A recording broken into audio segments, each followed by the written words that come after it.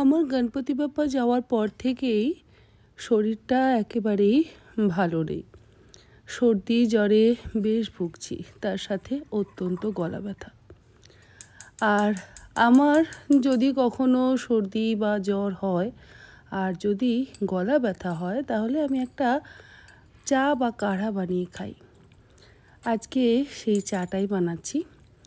তার জন্য আমি ব্যবহার করি গোটা গোলমরিচ, ওই মোটামুটি 15 থেকে 16টা, আর তার সাথে 8-10টা লবঙ্গ, একটা গোটা গোলমরিচ আর 2 টুকরো দারচিনি, সমস্ত কিছু একসাথে ভালো করে গুঁড়ো করে নিই হামালদিস্তাতে।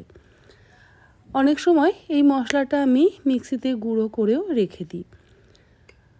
আর যদি হামালদিস্তাতে এইভাবে গুঁড়ো করে নেওয়া হয়, তাতেও কিন্তু কোনো সমস্যা নেই। এর সাথে অবশ্য একটু আদাও ব্যবহার করি। কেটলিতে জল ভালো করে গরম করে নেওয়ার পর এই মশলাটা দিয়ে মিনিট 3-4 ভালো করে ফুটিয়ে নিয়ে মশলার যে নির্যাসটা আছে সেটাকে বের করে নিতে হবে। এরপরে এর মধ্যে চা পাতা দিয়ে 2-3 মিনিট ফুটিয়ে নেওয়ার পর, যদি আপনারা দুধ দিয়ে চা খেতে চান তাহলে পরিমাণ মতন দুধ দিয়েও খেতে পারেন, আর যদি শুধু ওই কাঢ়া বানিয়ে খেতে চান তাহলেও কিন্তু খেতে পারেন। আজকে আমি চিনি ছাড়া দুধ দিয়ে চাটা বানিয়ে খাচ্ছি।